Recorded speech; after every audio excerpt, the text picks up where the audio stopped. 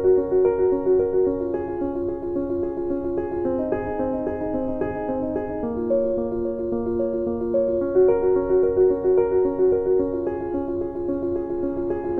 students, I'm Prakash, Academic Advisor, Masterminds.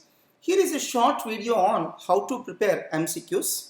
This video will be helpful for the students of all professional courses like CA, CMA or CS, and it will be useful to some other students also where they need to study MCQs.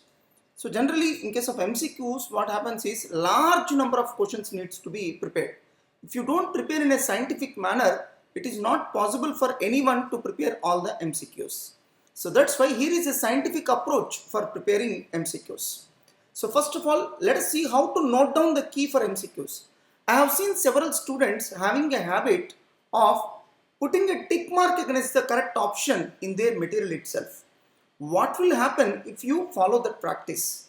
So if you follow that practice, what happens is in the next revision, whenever you open the material, you will not be giving any chance to your mind to think about the question because the answer is already appearing there. It's already given a tick mark. That's why never put any such tick mark against the correct answer in your material. Your material should remain blank. So in simple words, try to avoid writing anything in the material. If you do so, that material will not be suitable for revision. What you need to do is you put a separate notebook, note down the chapter name. So question number 1, option C, question number 2, option D, question number 3, option A. Whatever the right option is there, you note it down in a separate notebook and don't write anything in the material.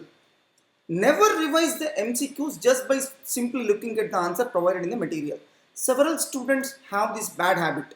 They will read MCQs just like any other theory subject. No, it will not work out for you. So they will simply look at the question and answer, question and answer. No, this is neither a problematic paper nor a theory paper. So your approach towards preparing MCQs should be entirely different with respect to when compared to that of theory and problematic papers. Just by looking at the material, revising the MCQs, that will not work out. It is near to impossible to mug up answers for thousands of MCQs. Even if you mug up, you are bound to forget the same. And don't forget that in professional courses, you will not get the same MCQs copy pasted. At least there will be minor modifications in the MCQs. So never ever try to mug up the MCQs and its answers. First, try to get complete command over the concepts. Conceptual clarity is very important. MCQs are there to test whether your conceptual clarity is good or not. So in other words, use MCQs as a tool to test your knowledge. Don't try to treat them as a source of learning. MCQs are not there as a source of learning. MCQs are being given to check whether your conceptual clarity is good or not. For example, there is a concept called income demand. What does income demand says? When the income of the consumer increases, demand of majority commodities increases. When the income of consumer decreases, demand for majority commodities decreases. More particularly, we can understand this phenomena in two different types of commodities. One is superior goods, another one is inferior goods. What will happen in case of superior goods? As the income increases, the demand for superior goods also increases. As the income decreases, the demand for superior goods also decreases. So there is a direct relationship between income of the consumer and demand for superior commodities. Since the relationship is direct, if you draw an income demand curve, it will slope upwards from left to right. That means positive slope. It will slope upwards from left to right. That means positive slope. In case of inferior goods means cheap goods.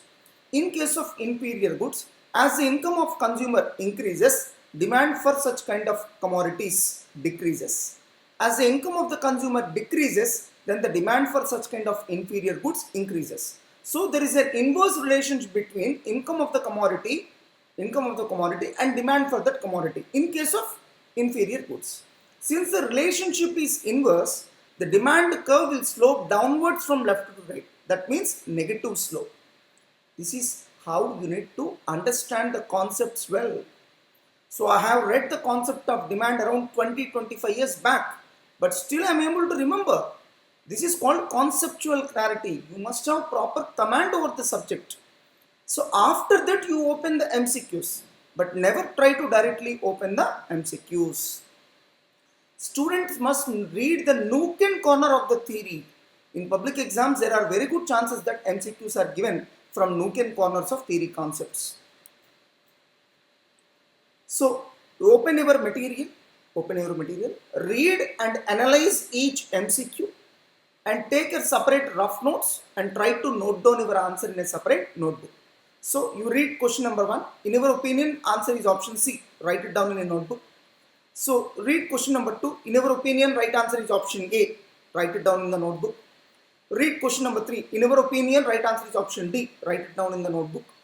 In that manner, you try to write down the answers for all the MCQs in the chapter in a separate notebook. After completion of writing answers to all the MCQs, now open the key provided by us and compare with, the questions which you have wrongly answered. That means you need to identify the questions you have wrongly answered and try to analyze why you have committed a mistake. Is it because of wrong interpretation of question? In such a case, you need to be very careful while reading the question. Is it because of lack of command over the subject? In such a case, you try to read the concepts once again. You try to get command over the concepts once again and then come back to MCQs. Is it because of calculator mistake? Then you need to do some practice on calculator. In that manner, try to analyze the reasons for wrongly answered MCQ.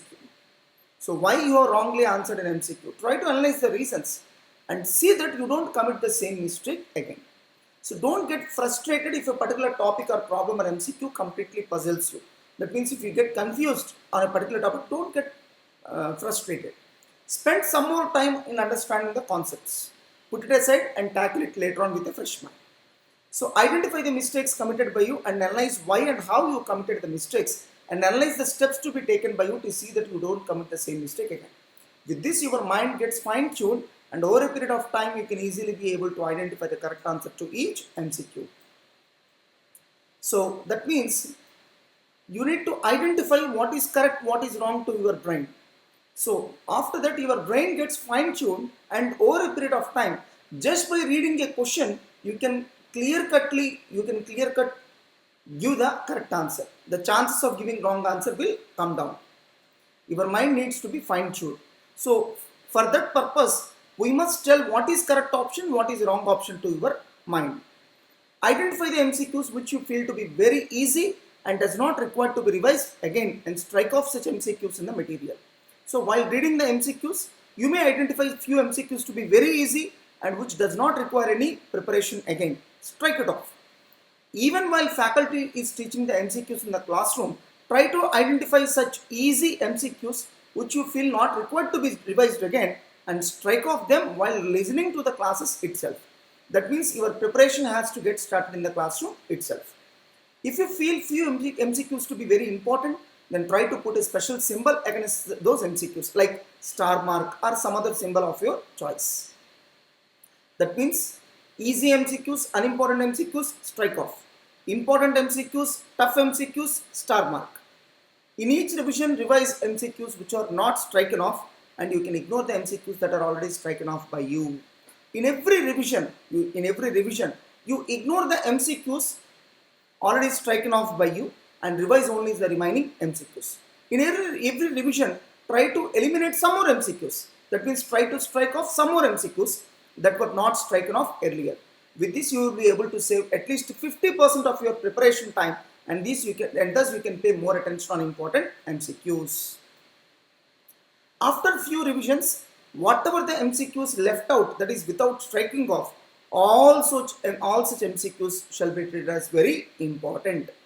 So day before your public exam, just revise the MCQs that are not striken off. That means day before public exam, you shall not get inclined to read each and every MCQs. So it is sufficient for you to refer only MCQs that were not striken off. Also refer important MCQs that were highlighted with a special symbol. A student must be in a position to strike off at least 90% of MCQs before the public exam. So by the time you go for public exam, you must be in a position to strike off at least 90% of the MCQs. In simple words, day before public exam, the student has to focus only on the remaining 10% MCQs that were not striken off. So your focus should be on the MCQs that were not striken off and the MCQs which were marked as important. In addition to that, put some special symbols against some MCQs or theory questions or some theory concepts that you feel to be difficult or which you feel to be revised the day before public exam or pre-final exam without fail. So that you need to do while revising. Don't forget that day before your public exam or day before your pre-final exam, you will be left with very less amount of time, and in that little amount of time, you shall revise the entire subject. Unless you highlight the most important areas to be revised during that time, it is impossible to revise the entire syllabus in that short span of time. So that means you have to make all the necessary arrangements while preparing itself. So don't be in a wrong notion that without doing all this work, you will be able to revise the entire subject day before exam. Impossible. You must try to identify and strike off unimportant MCQs in each revision. You must highlight important MCQs in each revision, and you shall focus on those areas day before public exam. So unless you make all these arrangements while preparing, you will not be able to revise the entire subject day before your public exam. Day before your public exam, it is not possible for anyone to revise all the MCQs. Try to revise only the MCQs that were not striken off by you earlier. Also revise important MCQs highlighted to be important. After completion of each exam, that is any of our internal exams, you gather the question paper. In that question paper, you highlight the MCQs which you have left unanswered or MCQs which you have wrongly answered, and file such question paper in a proper manner and safeguard them. So for your public exams or pre-final exams or any other grand exams, don't forget to refer all such question papers.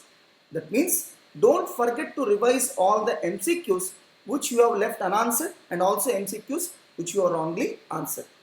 Try to revise such questions in question papers as many number of times as possible so that your chances of committing same mistake again in the public exam will come down. Don't forget to revise all such questions the day before your pre-final or public exam or any other grand exam.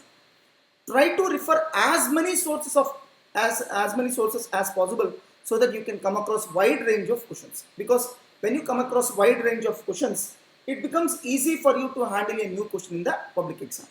As you practice wide range of questions, you can easily handle new questions posed in the public exam. Of course, don't forget that how to prepare MCQs is more important than where and how many MCQs that you have prepared.